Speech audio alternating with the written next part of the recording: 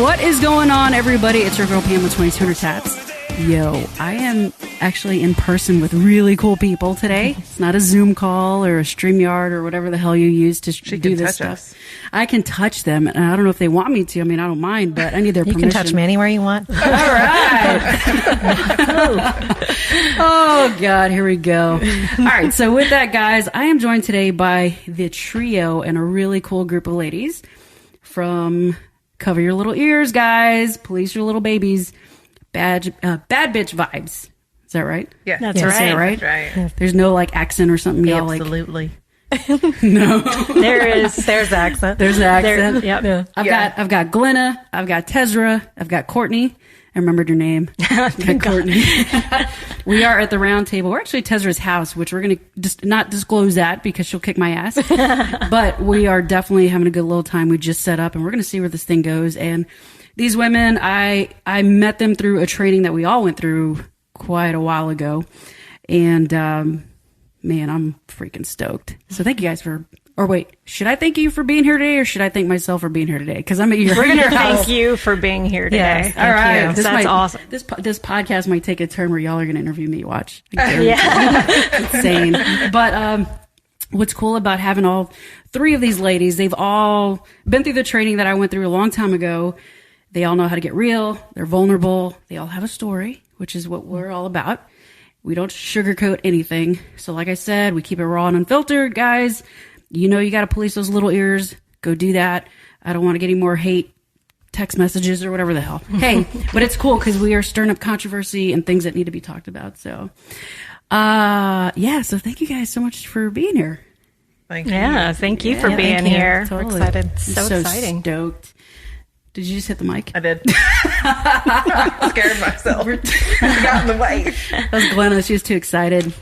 But yeah, we're going to get started, guys. And whoever wants to go first, let's go first. Like we talked about before we got started, it's no different than the other podcast episodes we've done. I'm just going to interview you. We're going to see where it goes, and then we'll just go into the next. Is that cool? Yep. That sounds great. Right. I guess I'm volunteering for tribute. Did you just get voluntold? I did. Damn. Dang. I know what that's all about. She's got a long one. All right. She does. Well, everybody, no, not everybody, but Tezra was definitely pointing to Courtney, so I think we're going to... Oh, geez. Both of y'all were? Glena was pointing to Courtney. We planned on it. We plan on attacking you. We talked about it earlier. Yeah. I'm so bad. Conspiracies, man. I'm buzzing over here on my line. There we go. All right. Well, Courtney, thank you for being here. Can you tell us a little bit about yourself, how you met these amazing ladies, and why you chose to be on today to grace us basically here with our podcast?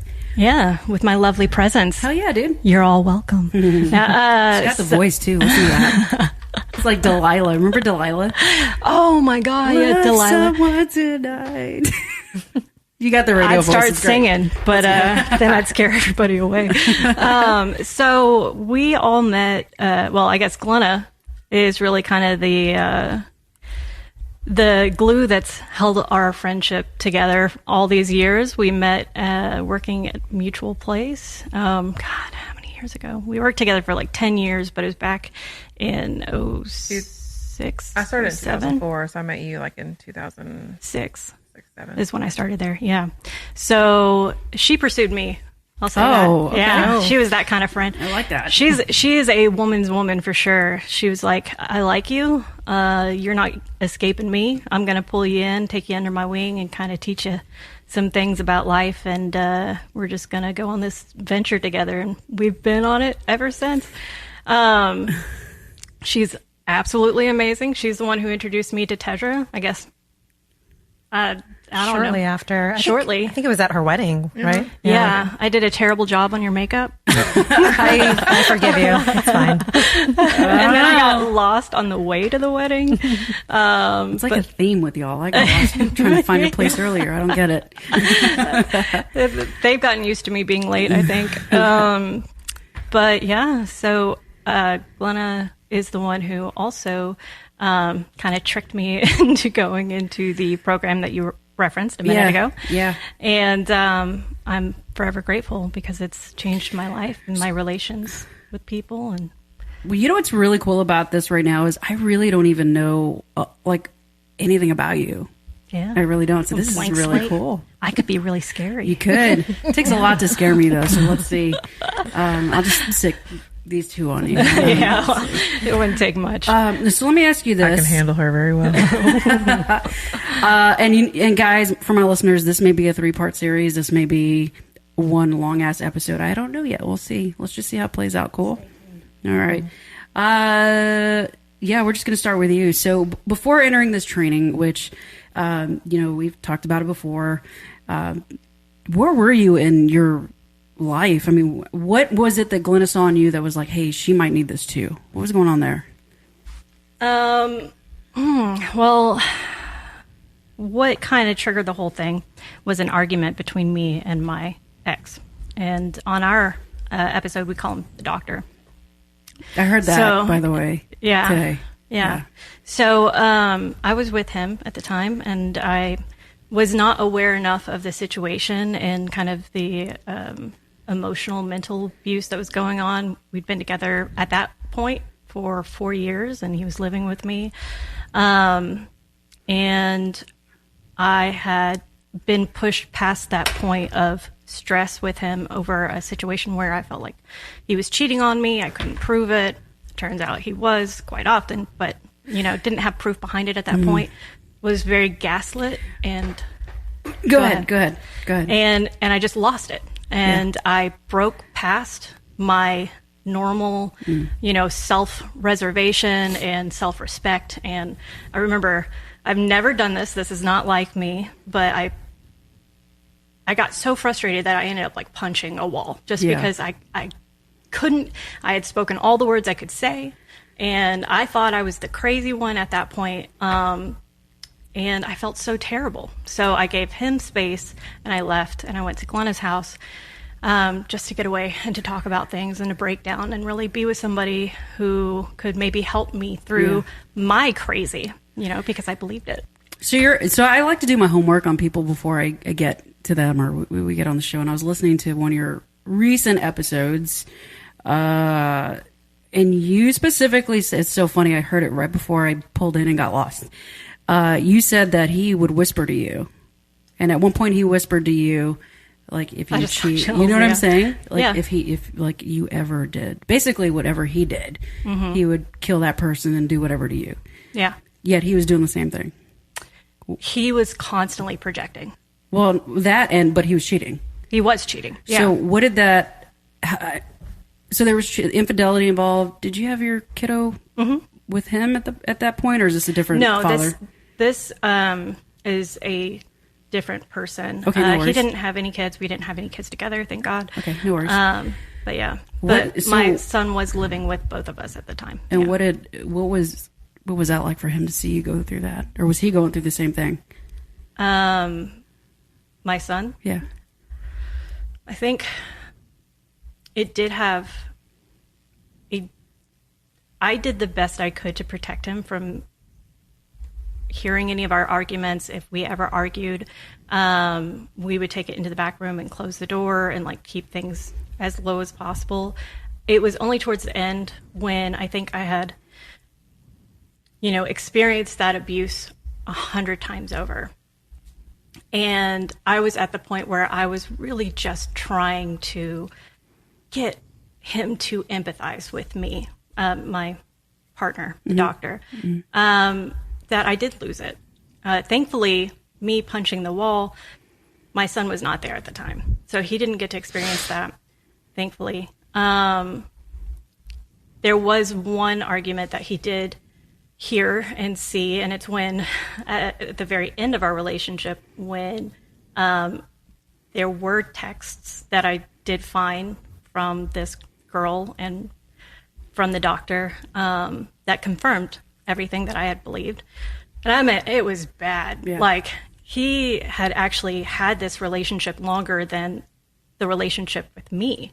But she was out of state, so it was a long distance. And he was planning on buying a house with her. While he was married to you? We weren't ever married. Y'all just together? Yeah, but we were together, living together. And he was, at the same time we were shopping for houses, he was shopping for houses with her in Chicago. So In Chicago? yeah, He's double dipping. God Yes, dang, yeah, dude. that's- I got people in Chicago. the hometown. We where gotta you make a grew phone call? up. I know. Oh, hometown. Yeah, My that's best where- friend grew up there. Gotta make a phone call. I'm just wonder. saying, dude. She's half Italian, half Irish, dude. So you don't want none of that. Like down the middle. Give me her number. I'm gonna call her up. I can't say I'm gonna do that on the air, but we'll talk after. So let me ask you this: going through that, Yeah. and just for years, and you punched a wall. I did. I lost it. What? I mean, what was that like for you? What were you feeling? I mean, and I say this because I've punched walls before. I've busted doors. I used to hit myself. Like, there's a lot of anger there from my shit. We're gonna cuss, by the way. If y'all do, you not want to curse? You tell me. It's in our the name. time. I cuss in my sleep. I'm We are sorry. Oh, I've had some guests that have asked me not to, so I want to make sure we're good. I speak We are- French are fluently. close. I've Do been you? in trucking company for years. Let's cuss on. So my point is like, I know how I felt when that happened. Different circumstances, still the same rage and anger and pain. How did you feel in those moments, or in that moment when you were like, wow, this just fucking happened? Yeah. I think at that point, so I pride myself on my communication. I'm a communicator to a fault. My personality style, whenever I had a lot of stress, was usually to try and fix it. If I couldn't fix it, then I would start crying because the stress would just overcome me. But my default, like behind all of it, or not my default, my, what do you call it, backup, would be my commander style. And so when I had gone through and filtered through my level of trying to reason with him, my level of just crying and wanting empathy, really, it wasn't that I was trying to play him up or anything. It was just I needed empathy in order to understand what was going on in our lives. And I had never fallen past that into I am so tired and angry. I was angry. I had never allowed myself to get angry, actually, because the way I was raised was that anger is not acceptable by God. So I was very conditioned by religion. Which is interesting because when Jesus got pissed, he flipped tables. Oh, yeah. I'm just like, what? How He does got this work? angry all the time, but I love Jesus, don't get me wrong. He's my I dog. mean- I like him. but I think for me, it was and also it was a control mechanism by my parents as well. If I was angry, then I was punished severely. And so I learned How? very early isolation. They lock you up, or they send you to your room? Or I what would do you be mean? sent to my room every day after school for hours until dinner, and then I'd eat and I'd have to go back to my room. We didn't have any form of entertainment outside of books or coloring. Yeah. So, I mean, You weren't a kid. I didn't really get to be, You no. didn't get to be a kid. So those are things I'm working through as an adult with a child that I'm trying to learn to be a kid now. Yeah. But going back to it is that I had never allowed myself to feel anger. At that point, I was angry at myself because I was failing myself. I blamed myself a lot for my inability to communicate what I needed. Yeah. And so I think that's why I took it out on the wall. I know that at that point he felt like, you would have punched me if you could have, because you're angry at me. No, I wasn't angry at him. I was blaming myself for failing the relationship. I blamed myself for that again is another conditioning from, having narcissistic And parent gaslighting and all that gaslighting stuff. and stuff like Yeah. that. You're taught that everything is your fault. Mm-hmm. Like I remember being taught that when my parents were going through a really difficult time and considering divorce, it was because of me. It was because What? I stressed out my mom, and I caused her to get into arguments with my dad. And those arguments that led to their divorce was my fault because I was stressing them out. So it's like, ever since you were a kid, it was always your fault. yeah, I remember her telling me that my dad had gone to the hospital because of a stroke or something like that. He had high levels of stress, and she's like, it's because of you and your brother and blah, blah, blah. So it was just like, Wow, that mom of the was- year, dude. Yeah. So where are was you a at lot. with your relationship with your parents, real quick? Actually, after the program, so I have learned a lot. Okay. You know, it's a healthier relationship for me to have with them. Good. I kind of like a little bit of gray rocking. So little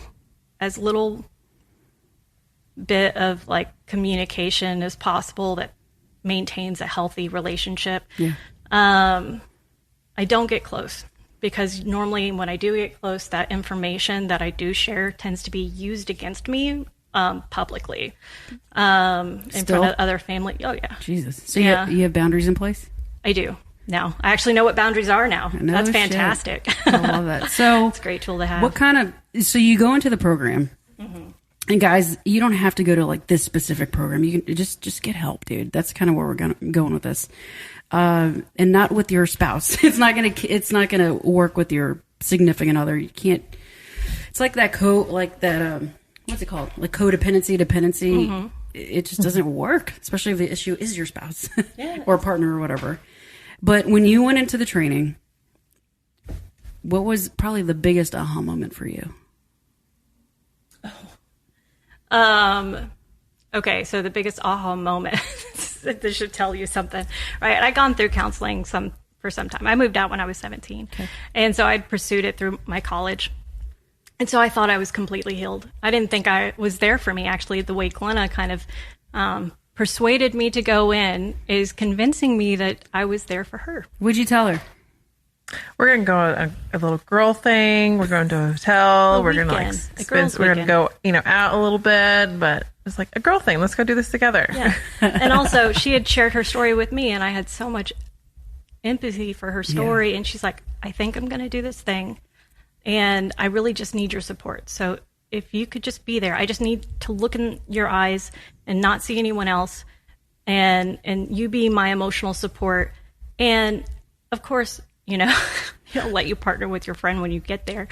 And so I was mad. I was sitting there with my arms crossed and like my legs Just crossed straight and all the up things. Like, I did not. I did not. And I think it was well intended. You know, she paid for me to go, and I didn't even know that. So again, thank you. It changed my life. I was quiet, you know, all the way up to the point when somebody told their story. And trigger warning. You guys know better. About You can fast forward, suicide places little or- ears. We talk about it all the time. Okay. Yeah, no, okay. you're good. Okay. You're good. We're very I didn't know if explicit. I needed to. All right. No, Filter. don't feel like you have to filter anything on here, guys. Okay, Have cool. anything. It's Real and fair raw. game, dude. Somebody had shared their story about suicide.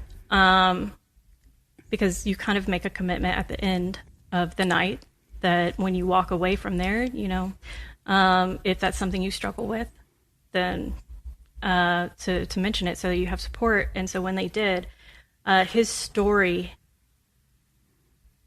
hit my heart in a really big way. Ow. Because my brother committed suicide when he was 17. And this individual, he had a family, he had children, and he was had struggled for some time with it. And I shared my story about how it is not just the individual who suffers when they consider suicide, but a lot of people don't consider those that love them and what it's like from our side. Because I had never considered suicide until my brother did it. Can I ask you a super hard question? Please. Like, do I have your permission? Absolutely. Do your parents ever blame you for his death?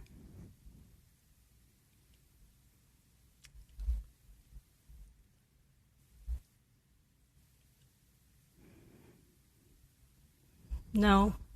I grew up in two households. I had my mother and my father, and then my birth mom. And she was the one who was raising my younger brother who committed suicide. It's a different story. I wasn't blamed for that, but I blamed myself for it for years, because he was my baby. My parents shared custody, so I was over at my mother's house every other weekend and for the summer, like for a full summer. And so when I was there, my mom was indisposed for the most part because she was just career criminal. I'm not going to get big into that, but she wasn't present. She wasn't taking care of us. And so I took on the responsibility of being the mother figure in that household. And, how old were you? I used to tell the story, recalling it. I would say that I was older. I used to say I was 14, but it wasn't until I talked to my dad about it that he made me realize I was much younger. So it all started when I was like 6 years old. And then more so, it became worse and worse over the years. And so a lot of the memories that I retain, because there's a lot of trauma and there's some stuff that just isn't as clear to me in my memories. But a lot of them I retained around like 10 to 12 is the worst of the abuse. But I do remember taking care of him a lot. And I had a much younger brother, actually, who's 14 years younger than I am. And I remember, giving him bottles and stuff like that. So I felt, of course, every little girl dreams of having like a little, you walk around with like a dolly or whatever. And so I didn't think anything was wrong with it until I became a mother. And then I was mad for the first time. Did you do any work around that in your training? Yes, it was all about that. All right, because I don't want to open up a can of worms and you haven't even... Yes, I worked. That was actually what I ended up working through. Really? Mm-hmm. Mm-hmm. So what did that look like for you, and how was that after? I'm not going to leave you on this shit. This is some heavy stuff. But how did I just don't want to take up a whole lot. Are of you time kidding me, Dad? I mean, I can tell you a moment where I saw that she broke through the suffering. It was the class called.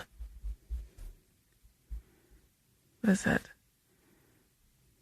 Step. It starts with a step. What is that name? Step Beyond. That is where I saw you break through. Oh. And y'all can chime in, please. Like, we don't have to just sit and... Okay. Yeah, because she remembers things I don't remember. Mm-hmm. Yeah, I mean... they asked you to get into the coffin with your brother. Yeah, that's intense. That was... Yeah. Yeah. That was... hard. Mm-hmm. And there's a reason, guys. For my listeners, you're like, what kind of that freaking sounds program like is this? that sounds. There's a reason, because it's true. When people die, or certain people die for whatever reason, sometimes we go in the coffin with them, or we get buried with them, or something, and you die. A piece of you dies. Yeah. So the goal is to get you out of there, and sometimes it's got to feel pretty real. Mm-hmm. So you had to go back in there with him? Yeah. Because the analogy really to help others is whenever he did die, I carried him around with me. I still do. There's still parts of me that I see him in people. I see him in young men. He committed suicide when he was 17. So very, very young. Yeah. And I think I spent the rest of my life up into the point that I got training trying to make up for the mistakes that I made with him. I felt like I wasn't engaged enough. I didn't feel like I was connecting enough. I wasn't reaching out to him. He had this life that looked so wonderful in comparison, and I was often known as the wet blanket. That's how people would label me, because I wanted to talk about my pain, but nobody wanted to listen. And not only did I want to talk about my pain, but I also often felt so much empathy for others that I wanted to allow them to talk about theirs. So I would dive deeper into questioning what was going on, but a lot of the times, the majority of the times, people don't want to be vulnerable. They don't want to share that with you. They're locked up tight, and they're protected. And I just didn't understand it. That was me before the program. I was that person. Yeah. I remember trying to talk to you about some things. So real quick, I want to pause real quick because we have somebody here that actually did it. What was the payoff for that? For not like To learn how to be vulnerable and share things. to not share things. To not share things. Because she just said like people. Oh, because nobody got to know who I really was, and they couldn't hurt me. So if you don't know me enough to manipulate and hurt me, then I'm safe. Yeah. That was my thought. Yeah. Thank you for that. Yeah. And that wasn't really reflected in your home growing up either, right? We did not talk about. I don't want to take over your segment. We can talk good. about that. You're good. But we just were not a very lovey-dovey family. We didn't talk about a lot of our issues. We weren't hugging each other. We weren't saying "I love you." It's a little bit better now, but when I was growing up, no, definitely That's not. tough, dude. Yeah. That's tough. Jesus. So when you went through that process and Step Beyond, and you found your covenant, Yeah. did you feel free? Yes. What was that like for you? I think instead of blame, I found acceptance. One of the most impactful statements that someone had actually come around, and not even said directly to me, he said it to someone else. But the question was, well, what is it that you've got to do to accept yourself right now? To love yourself right now, where you are? And why do you need to do anything else? And, I just got chills. Because I rejected everything about who I was, because no matter what I did to make up for everything I was constantly being blamed for, and I blamed myself for Jordan. And I didn't let go of that at that moment. I'm not going to say that that was the moment that everything became enlightened for me. It was a long process, you know, because I had only gone through the weekend. So a portion, Yeah. is a portion And of Yeah, portion it was of in it. the middle of Yeah. our training. It was in the middle of our training. And so, but I'd gone through this, and what I was able to do was recognize that regardless of what I was incapable of, I could let go of the responsibility and give it to God, which was a huge deal for me. And No, go. I'm just like yeah. I think in that moment, I felt like God was telling me, Courtney, I've got him, you know, and I'm about to tear up because I had lost faith at that point. I did not believe that there could be a God in a world that I was living in. And it's not that Step Beyond was, I think I was always questioning whether or not there was a God. Yeah. And I just had rather at that point let go of any opportunity for him to exist in my life because it didn't seem to matter. But what I realized is that the people who were supposed to love and protect me and show me what real love is failed in proving to me what that is. And so I had to find God in myself, and I had to find that love exists, and he created me to experience this so that I could have compassion, that I could have and find him on my own terms and understand him and understand why. Not that I don't believe that God necessarily allows things to happen. I think things happen because he allows humans to be human. And he allows this world to be what it is. And so we live in constant chaos. But he is that beacon for me personally. And he's the beacon of light where I know at the end of the day, I can go to because he has it. I don't have to. I can let it go. And so that was my deep breath moment, because you had said that it was forced on you when you were a kid and all this other stuff, and then all of a sudden you have this aha moment. Yeah. How crazy is it that life, and I hear all the time, life happens for us, not to us, right? And unfortunately, what happened for you, losing your brother, growing up in chaos, having a partner that didn't give a shit about you, that happened for you so you could break that chain for you and your boy. And anybody else that comes in your life. Isn't that wild? It is extremely wild. And I think there's so much, I used to think that what I was told is like, well, just give it to God, And yeah, okay, that sounds easy to say. And I'm not taking away from what you just said, but where I'm going with this is saying that it is, and you have to accept the fact that it is your choice, and you have to be responsible enough over your own actions, setting your own intentions, pushing forward and like planning out what is going to happen. Building your life versus allowing what happens for you to build it for you. Yeah.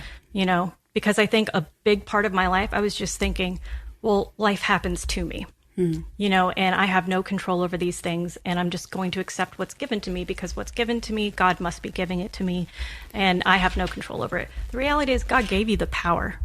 It is up to you, and that is what I walked away from that is that God has empowered me as a woman, and he believes in me, and he is in love with me. He loves who I am, and he has created a world for me. I know that sounds selfish and crazy, but the reality is I am here. It's your world. It is. So I had this, it is. And he created me exactly as I'm meant to be, to enjoy the things through my eyes, for my version of it. I think another thing that I do want to share is through the weekend. It took a lot for me to break down and really understand what it is I wanted. I couldn't even put my finger on what I wanted, because I was supposed to be there for everybody else. Right. I was supposed to help. That was the value that I could bring to the world, was helping others. But I didn't realize, I never found value in myself, not once. And because I never valued myself, I was absolutely devastated. I had very little to give, because I spent my whole life giving everything I had. Yeah. And I think that's why I had that punch the wall moment, because I had nothing left in me. I had given everything. Yeah. And so that's when I realized my mom, my birth mom, was what I can now say after I've researched a bunch of it is most likely she had a personality disorder, either borderline personality. She might have been somewhat sociopathic or Machiavellianism. I'm not sure which category she fell in, but there was a lot of criminal intent around what she did. She did it without empathy for anybody. And so growing up in that environment, I realized I was very used. I thought she loved me. I thought she loved us. And so I defended her a lot. But that's when I was able to let go of the what's wrong with me. In those moments, I realized I was her trophy, one that she could show off and be like, look how great of a mom I am. And then only to be discarded or put away into a dark closet the second that I wasn't useful to her. She didn't need us when we couldn't be. Right, no, not at all. No. It didn't matter. She didn't have to feed us. She didn't have to clothe us. She didn't even put sheets on our beds most of the time. Like, we slept on a mattress on the floor, like in a trailer with black curtains. Like, it was difficult. It was very difficult growing up in that environment. And then, but I was constantly saying, what have I done to deserve this? Why am I not good enough? Is it because I'm ugly? Is it because I'm fat? Is it because I'm not smart? Is it because I'm this? And she did expose us to other criminals who did not care about our bodies and they would use me too. And so it was very, very difficult to come out of that. I stopped blaming myself in that moment. Yeah. You want to say something? No, go. I'm trying to breathe over here because that's a lot of shit. No, please don't apologize. Don't apologize. I warned you. That's why she's going first. Don't. Yeah, she's setting the tone. Don't ever apologize. I mean, your mom was sick, and you guys took the brunt of it. Yeah. And it sounds like ever since you were a little girl, up until you chose to do different, that's all it ever was for you. You didn't matter to anybody. Yeah. You wanted to matter, but you didn't matter.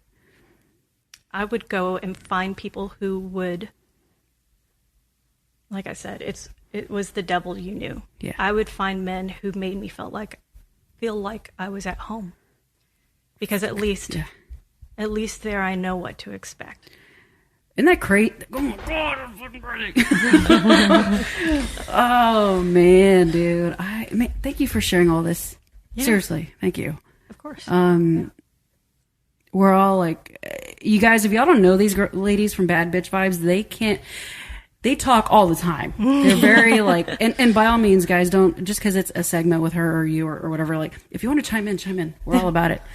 Plus, you're surrounded with really good people here that love you and care about you. Oh my gosh, I wouldn't be where I'm at without them and without their support. That little flop was Tezra's three-legged dog. Yeah, my little tripod. Every time we hear it, I love it, Courtney tripod. has this in my mindset now. That every time she does it, she goes, "All I hear is butt cheeks." I do, because his little nub is flappy. Yeah. But no, she imagines butt cheeks. I love them. She's a good girl. I love her. That's a girl. Yeah, That's a girl. You're a panther. Wow. But so the biggest point, and then I'll let it go, was that I had an opportunity to ask God for permission. I know, again, this is a bizarre thing, but it works. What it's doing is it's playing into the psychology of your mind and what your mind needs psychologically in order to formulate and be put into an emotional space to bring out these emotions. That's what it is. That's the reasoning behind it. But what I did was I asked God for permission to speak to my brother. And the most impactful moment for me was that I felt like I heard in my heart him say, "Courtney, do not buy the lies. Do not buy into the lies that our mom sold you like I did. Because you are good enough. You are an amazing woman. You are an amazing mother. And I needed you, but you don't need me. Believe in yourself." And I felt like he was forgiving me. So I was able to crawl out of the responsibility that I felt I owed him, that I was constantly having to make up for, that I was constantly blaming myself for. And I was able to recognize that if he can forgive me, and I can accept his choices, I can accept who he was. As a 17-year-old boy, he had autonomy over his body. He made one bad choice on a really bad day. Yeah. And he did buy those lies that were sold to him about who he was. I'm so distracted. Sorry, the dog just burped. Sorry. Hey, we're doing it live and in person. You don't know what's going to happen. You stand over there and be nubtastic, right? She is amazing. She's great. But it was probably the most impactful thing, learning that I don't have to take the blame for other people. I love that. Yeah, it was different. It's different altogether. Oh my God, I'm going to need a shot of whatever y'all are drinking right now. Water. Well, we're there. We're good. We got that diet water. Wow. Thank you. Thank you for that. Yeah. So what kind of a mom does your son get? Ooh, I am relieved that after I went through the program and graduated, I should have known. The doctor actually, he was there. He came to the graduation. What? Yes, I know. I was shocked too. Wow. But when I got home, I hadn't known because he didn't drive me home. I actually went out to eat and celebrate with some of our friends. Yeah. And he didn't want to join, but when I got home, I was asking him where my certificate was. And he had put it on the floorboard of the driver, side and stomped all over it and crushed it. So I didn't even have my little graduation certificate. And it meant nothing to him. That motherfucker. I'm going to find him right now and kick his ass. Yeah. I'll make a phone call for you. Don't worry. I commit to that. What I'll say. I said it. What I will say is that I actually think, looking back, there's some gratification in that for me, because who hates boundaries more than anyone? Somebody who loves the fact that you don't have them. Somebody who has never had to respect a boundary at all. Narcissist. Yeah. That was my dad. Yeah. Oh, so you went through that as well. Oh, dude, I'm telling you. My story's in episode 3. Y'all go listen to it. Okay. Yeah, I'm definitely going to. Plug for myself. Yeah. Episode 3, guys. Episode 3. Our stories are on episode 2. Better be episode 3. But yeah, so I started setting boundaries, and God, he hated it. He hated it. And I also started to recognize, okay, you know what? Maybe I don't deserve a whole lot. This is me right after the training. So I was still getting my training wheels on, right? But maybe I don't deserve a lot, but I certainly don't deserve to be spoken to the way you're speaking to me right now. And I started to use some of the tools I was learning. So instead of constantly defending myself, right? Because that's what they try to do, is get you on defense so you're distracted. I was instead playing offense and saying, okay, what is it? Here's the mirror. Yeah. I love it. What is it that you're thinking that makes you say that? What a douche. And he hated that, so it didn't. I'll take the nuts. Tezra can get the ankles. Okay, I'll just buy them. I'm just going to record. I'm going to record the I whole hope thing. this asshole hears this. If you're out there and it pisses you off, well, there you go. He's such a stalker. We have a lot of assholes we're going to talk about, Do you really? unfortunately. I can't wait. Maybe they'll come and stalk my page. We need some more listeners. It'd be great. Yeah. We're going to send him your way. Hell yeah. But what my son got after that is he saw a mom who went from crying for empathy, not, just crying and not really standing up for myself and always being walked over, always apologizing, to a mother who had a fucking backbone, man. I did push back. I did. That woman that came out of me, the He-Man, the green monster, you won't like me when I'm angry kind of woman who came out and punched the wall. That was the one who ended up finding balance in herself and taking control. And I started to fight for myself, and I started to win. And there were things that he could not keep up with, because as smart as he is emotionally at a deficit. He does not have the emotional intelligence to keep up. And I think it's often why he goes for individuals who are easily manipulated. So Yeah. I moved past that. I moved out, got my own apartment in downtown Dallas where I always wanted to be, and I never thought I would be able to be there. I don't know why y'all want to do that. I'd never live in a city. Fuck yes. Hell no. Oh, I did. No. I'm all I want about. to be with cow patties Yes. on the country. I literally live in the middle of a cornfield. Same. I'm just in the burbs. That's where I was, growing up with my mom. So I've experienced it. I've been there. I would love to retire there, but I wanted to experience city life. I want to be where the people are. Oh, good God. Like, I thought you were an introvert. Can I put that song on here? I have to buy the license for that. Yeah, you can erase that part. Like I said, I might scare people away. No. So, yeah, I think I saw a lot of myself in my son. And I realized that I had been teaching him to blame himself, which sucks. I realized that, all those things that I had internalized were lessons that I thought were right. And so I had to start undoing a lot of the work that I was. Now it's been years since we've graduated, and he is a confident, kind, empathetic, intelligent, he sets boundaries for himself when he's, playing with his friends and stuff. Sounds like a strong little dude. He is, man. He is phenomenal. So I feel like I'm being the mom he deserves to have. I fucking love it. Yeah. So since you have Tezra and Glena here, what do y'all see in her now that wasn't there before?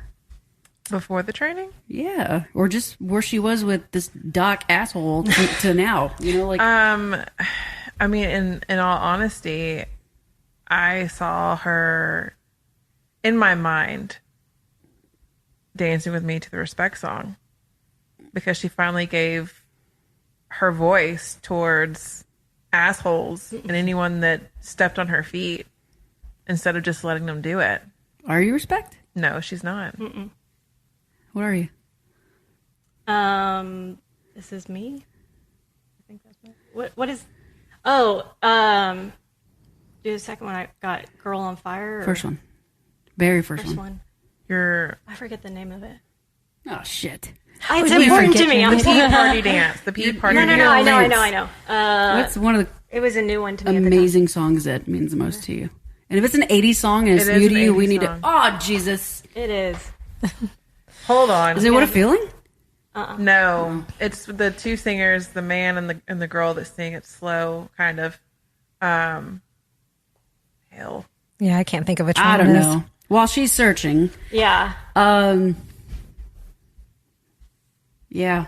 I would say the change, because I didn't really know you that well before the program, and I think I just remember you would always ask me a lot of questions, and I wasn't open to that. Yeah. So I would say the change for me was whenever I finished the program, and then I was allowing you to come into my bubble. Yeah, you probably. But I would not. You went in after them. Yes, I did. Shortly after. Okay. Well, that makes more sense. I don't think we got to know each other that well because there was that barrier. I wasn't going to let anybody in, especially somebody like you. Tear your world up, Oh, I think I know who's next. Okay. Yeah, I'll go next. Did you find a song? No. Jesus. Well, I'll think of it here in a minute. It's only because you asked me. Yeah. Wow. So I see a ring on your finger. Yes. So what does I'm that- what does married that now. What does that mean? Oh my God. So dating. Wow. I actually, for the first time, allowed myself to actually kind of forced myself to be alone for a minute after I left things with the doctor. And I can't leave the song thing alone. But so Okay, what is it? People say we're crazy. Don't Yeah, that know one. about that. What's that song? people say you're crazy. Don't know about that. Oh my God. I can't even think of the melody. I told y'all it's like a random one, and I hadn't. It's a good Nothing's one. gonna stop us now. Yes, nothing's gonna stop us now. That one. Oh, okay. I get it now. People think you're crazy. Okay, yeah. Yeah. That's a cool one. That's Yeah, a that very is cool one. But I did like my Your other one? my Girl on Fire, that one. Like I wake up every morning to that one. Love it. Isn't that cool? You Yeah, went because from that to that. Yeah, because that to me was like, that was my life. It was like I was walking through a world on fire. So just for context for the listeners, the training we go through, they play a lot of music, and depending on how you show up and you get called out on your shit, they give you a song and you're like, oh, you're supposed to like find value in this song. And sometimes they hit the nail right on the head. So you're that. Mm-hmm. I'm a What a Feeling, because I numb out so bad. Glena's Respect. What are you? I'm Express Yourself. Mm-hmm. Oh, Tezra's Express. Yeah, you're definitely going next. Yeah, and it's basically the song lyrics are opposite of how we were showing up. Does that make sense? Mm-hmm. Like maybe Glena didn't respect herself. Well, girl, you know what? Listen to this song. Yeah. Maybe you can respect yourself, and so forth and so forth. And What a Feeling, of course. I gotta learn how to feel. Yeah. So for context for listeners, if you're lost, that's what it's about. Yeah. But damn, girl, look at you. And I'm telling you, so what that song did mean for me, though, when I did, because it meant a lot. I'm not good with remembering names or dates or things like that. I've got the dysgraphia too. But what I will say is that I didn't fight for myself, and I always felt like I was at the end of my rope. Yeah. I was constantly tired. And through this, I learned to be courageous for myself, and show up for myself and realize like there is not a ceiling. That ceiling is only in my mind. And the only person who's stopping me and holding me back is me. And nothing is going to stop me now. So I just got chills. It's real. It's effective. I love it. It is. And so I show up in my own life. Like I learned to love myself, which is crazy. You think that you're born with that ability, and I think you are, but I think depending on how you are raised, it can be just squashed out of you, right? And I forced myself to be alone after my breakup, and to learn. I was challenged by my friends. Okay, if all you think is the value that you have to give, or the value that you have is what you can give others, then how can you give anything if you don't give something to yourself? If you don't give yourself time, if you don't care to take care of your body or take care of your mind or learn what you love. I hadn't even taken time to figure out what I loved. I knew what I was good at, but I couldn't even appreciate it because, I was so critical. And I did start writing myself. I talked a little bit about this on our episode, but I started to write myself love letters. And it sounds ridiculous, but it was effective. It's not ridiculous. Because it was something I'd always wanted in a relationship, as a man who would write me love letters. And I realized, why the fuck do I need a man? Yeah. And I am a damn good lover to myself. What I'll say is like, I am empathetic. I am empowering. I love it. And I am supportive. And I give myself grace whenever I fail short of my own expectations. I set standards. And when I started to love myself and fall in love with who I am and what I could be, I started to show up in my own life. I started dancing in my kitchen. I started going to art classes. I get pumped over here, man. Can we do this afterwards? Yeah. Let's go dance. Do you still have copies of those letters? Do you ever go back and read them? I still have my whole thing. I do. I love it. And Diaries of Courtney. I'm telling you, Delilah. Make copies and send them to me and Glena so we can feel special about ourselves. Me too. Hey, I'm telling you, you got a pen, paper, you can do it too, girl. So you do. And then I think what I realized is when I started dating again, I quickly recognized when somebody wasn't loving me as good as I was. Mm-hmm. When somebody wasn't showing up the way I was in my own life, why the hell am I going to put up with your shit? I don't need to babysit. I have a child. I don't need to take care of your shit. Like, clean your own yard. Before I was that person who's like, oh, you need help? Come here. Let me help you. Here, let me pick up all this trash that you've thrown around. Because, no, I'm keeping my yard clean. I am taking care of my But stuff. your milkshake brings all the boys. Hell yeah, it did. And it's crazy how, like, when you feel confident, how people see that in you. And a lot of people saw and started to, come for me. It was fantastic. I felt so, like, Is that all it empowered. takes? Apparently. Oh, yeah. She's got Right. to walk. You got to watch her walk. She's got this Oh, walk. yeah. It's, Well, it brings it up. mesmerizing. It's the hips. Like I told you, I think one hip's higher than the other. I don't know. Hey, use that to your advantage. It's a until you deformity need, like, that works surgery well. or something. Dude. But then I found a man who actually not only loved me as well as I did, but loved me better. And he... I don't know what that's like. You You'll will, get though. it. You will. You wait till later. Yeah. It is still shocking to me. It's been 4 years now, and I wake up in the mornings and I'm just like, wow, I'm in awe of the person who I'm with, who supports me, who makes me a better person, who challenges me, and he doesn't challenge me in the way that, like, makes me doubt myself. He challenges me when I am doubting myself to lean in and to believe in who I am. He raises me up higher than I ever thought that I could be. And I am lucky to be with him. Dude. And we set boundaries for each other. We understand. We listen to one another. It's a different world. It's a different world.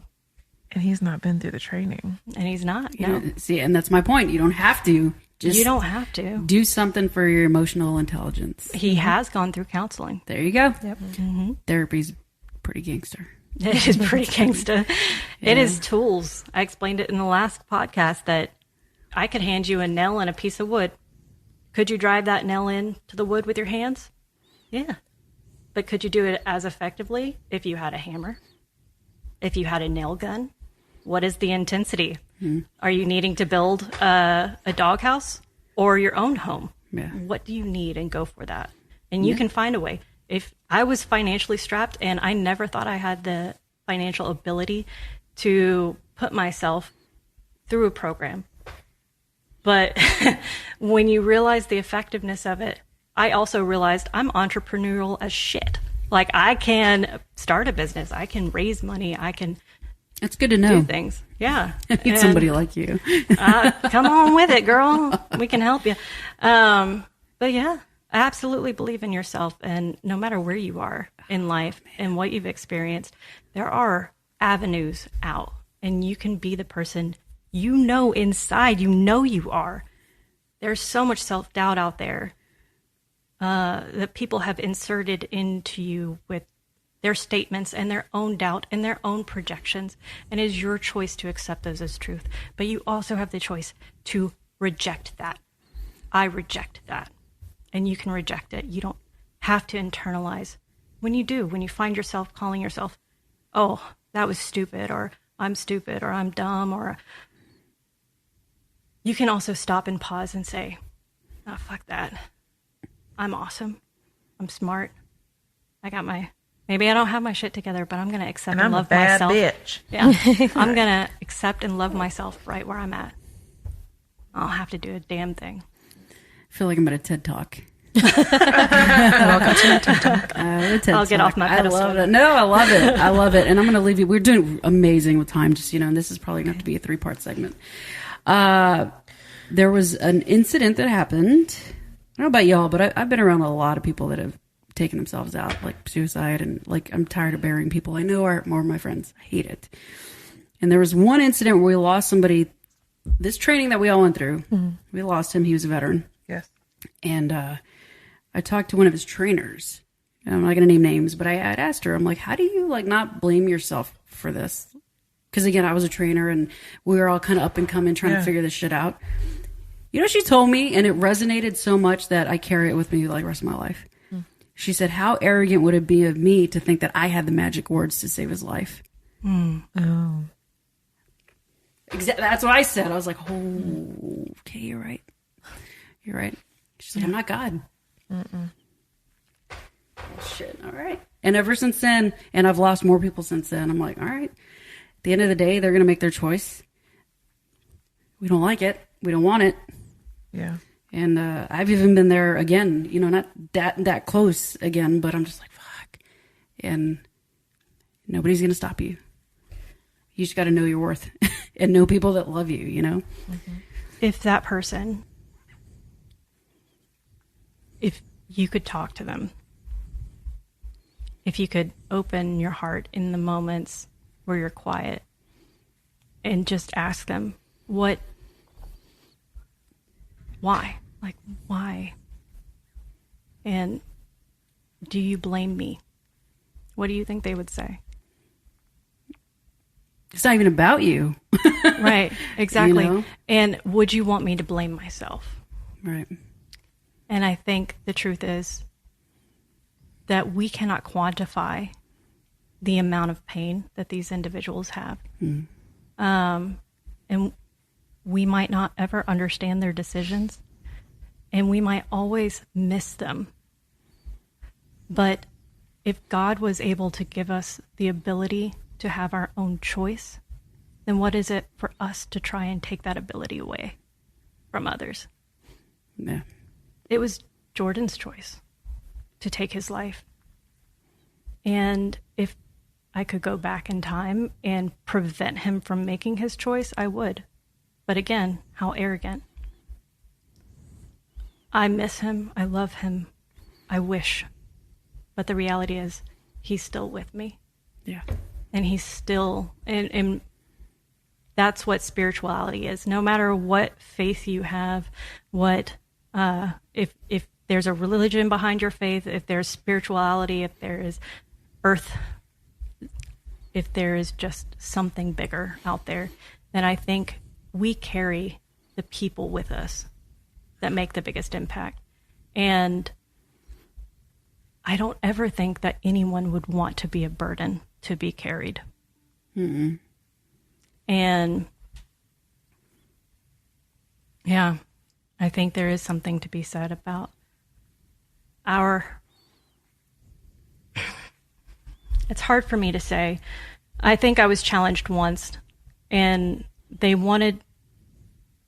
not that they wanted, but I was supposed to allow myself to be angry, in one of the trainings. And I saw my brother, and I recognized that there was anger towards my brother that I had never allowed myself to feel. I was angry at him for making that choice. And I think a lot of us, maybe we find it difficult to be angry at somebody who committed suicide.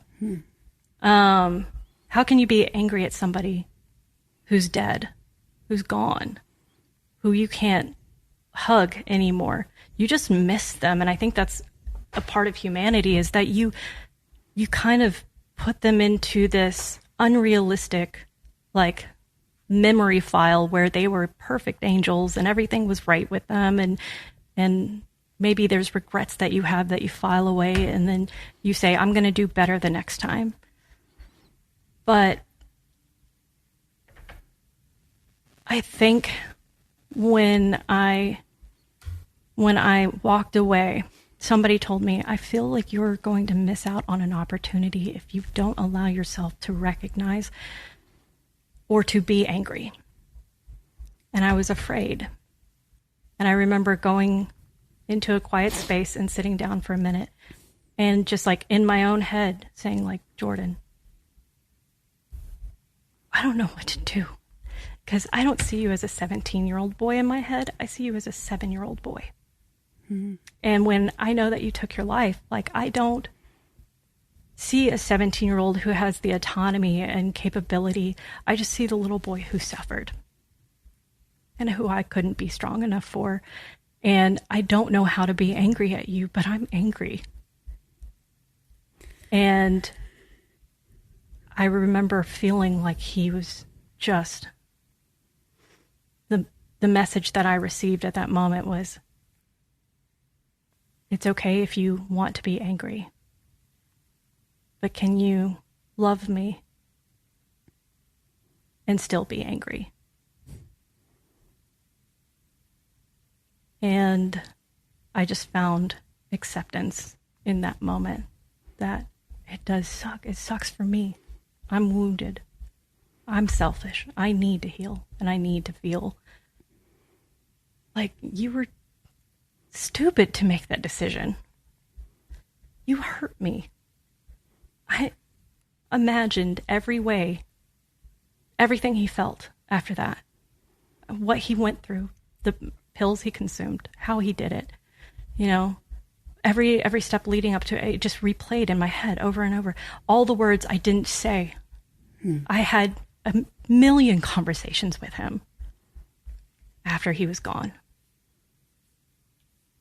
What could I have done different? So much self-doubt. And I think there's beauty in the face of the life that we had together.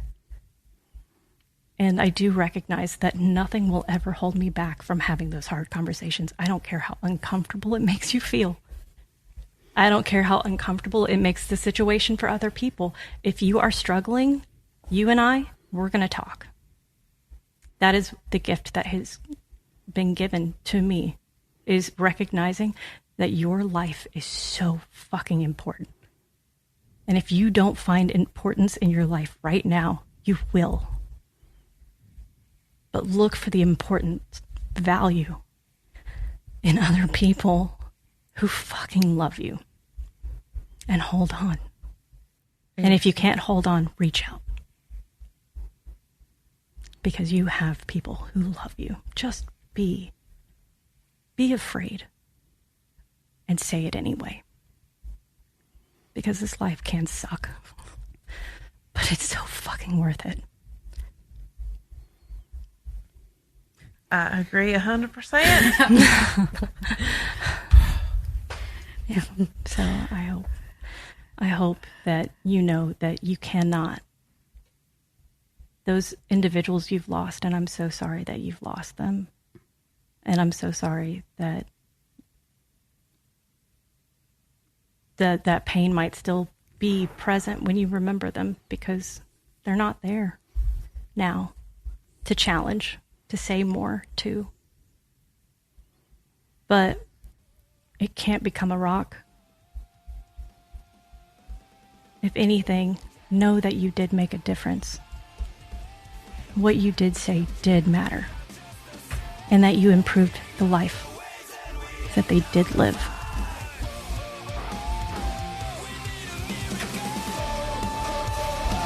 I think we're good.